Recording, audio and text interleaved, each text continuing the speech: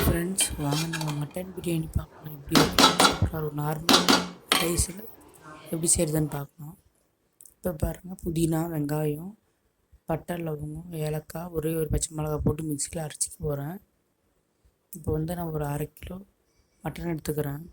குக்கரில் போட்டுக்கலாம்.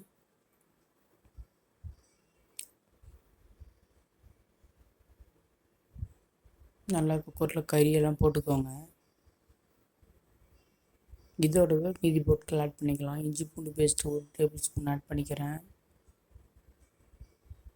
அடுத்து அரைச்சி வச்சிருக்க பேஸ்ட்டு, புதினா கொத்தமல்லி பேஸ்ட்டு. நான் கொத்தமல்லி போடல, புதினா மட்டும் தான் போட்டிருக்கேன்.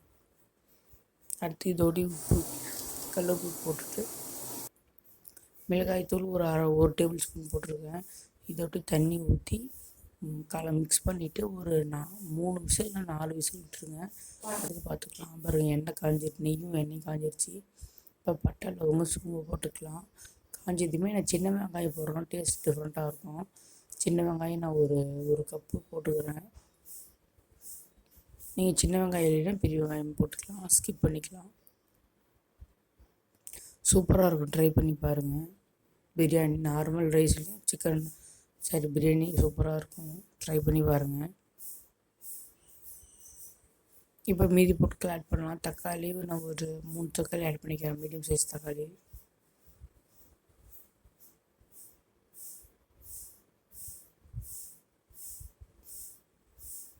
அடுத்து இஞ்சி பூண்டு பேஸ்ட்டு 1 டேபிள் ஸ்பூன் ஆட் பண்ணிக்கிறேன், 2 டேபிள் ஸ்பூன் ஆட் பண்ணிக்கிறேன். கொஞ்சோண்டு கல் உப்பு போட்டுக்கலாம், வணங்கிக்கிட்டோம் நல்லா.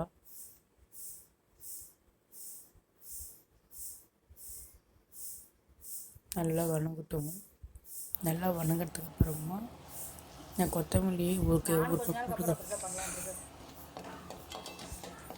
கொத்தமல்லி, புதினா 2 ஒரே ஒரு கப் போட்டுக்கிறேன். நல்லா வணங்கட்டும்.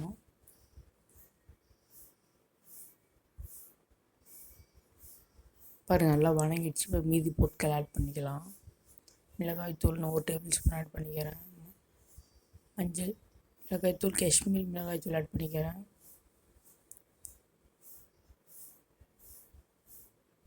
நான் அரிசி 2 டம்ளர் எடுத்துருக்கேன், அதாவது 1/2 கிலோவுக்கு மட்டனுக்கு. தயிர் கொஞ்சம் ஆட் பண்ணிக்கலாம். நீங்கள் 1 டம்ளர் போடுறீங்கன்னா 1/4 கிலோ கூட நீங்கள் செஞ்சுக்கலாம் பிரியாணி. பாருங்கள், நல்லா இதாகிடுச்சு. நல்லா நல்லா வணக்குங்க. இப்போ பாருங்கள், நான் வேக வச்சு எடுத்து வச்சுருக்கேன் மட்டன். அதில் இருக்கிற கறி மட்டும் ஆட் பண்ணிக்கலாம். 3/4 பதம் வந்தால் போதும் கறி. ஏன்னா தம் போடுவோம் நம்ம.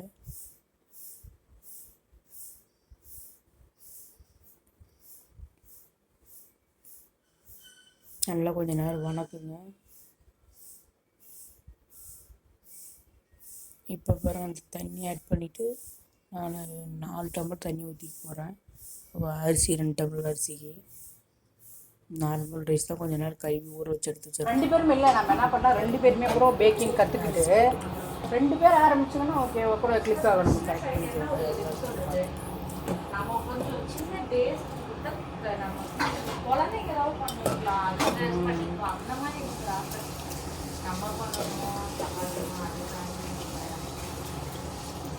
டேஸ்ட் நல்லா டிஃப்ரெண்ட்டாக இருந்துச்சு, ட்ரை பண்ணி போகிறேன் பிரியாணி. நீ பிரியாணி பண்ணுன்னு சொல்லி